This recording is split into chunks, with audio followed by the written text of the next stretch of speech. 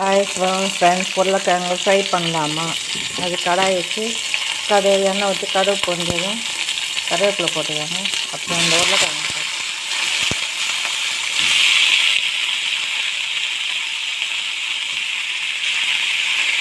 நல்லா வதக்கோங்க.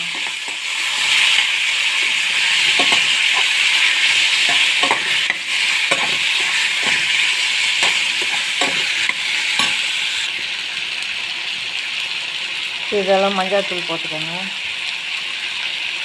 தேவையான அளவு மிளகாய் தூள் போட்டுக்கோங்க.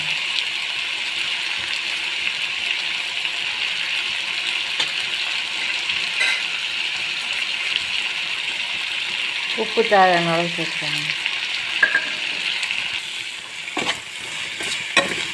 நல்லா வதக்கணும்.